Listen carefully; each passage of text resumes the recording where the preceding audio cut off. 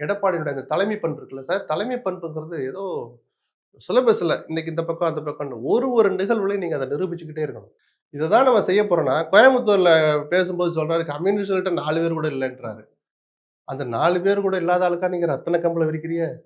அப்ப தலைவருக்கு என்ன ஆச்சுன்னா, கம்யூனிஸ்ட்ட விடுங்க, அதிமுக தொண்டன் என்ன நெனைப்பான்? தலைவர் என்னதான் நெனைக்கிறாரு? இந்த தெளிவு இல்லைங்கிறேன் நான். இந்த இந்த பாயிண்ட் தான் நம்ம கையில எடுக்க போறோம்னா, அதுக்கான பாதைய வகுத்துக்கிட்டே வந்து, இங்க வந்து போட்டு உடைக்கணும் அத.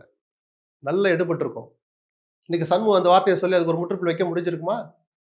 அவர் கூப்பிட்டுருக்கிறார் அப்படின்னா, எங்க இயக்கம் வளர்ந்திருக்குன்னு தான் அர்த்தம் அப்படின்னு சொல்லிட்டு போயிருப்பாங்களே தவிர, அது என்ன 4 பேர் கூட இல்லைன்னு கோயம்புத்தூர்ல சொல்லிப்புட்டு 4 நாள் கழிச்சு சிதம்பரத்துல வந்துகிட்டு ரத்தின கம்பளம் விரிக்கிறேன்னா, இது என்ன பேச்சு? அது ரத்தின கம்பளம் இல்ல, ரத்தக்கரை படிந்த கம்பளம்னு நக்கல் பண்ணிட்டாங்களா?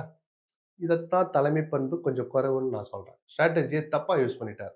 ஆயுதத்த கையில வச்சிருக்கிறது பெரிய விஷயம் இல்ல. அந்த ஆயுதத்தை எப்படி பிரயோகிப்பதுன்னு ஒண்ணு பயிற்சி எடுத்துக்கணும். இல்லாட்டி படிச்சாவது பார்த்துக்கணும். நான் நக்கலா சொல்லல.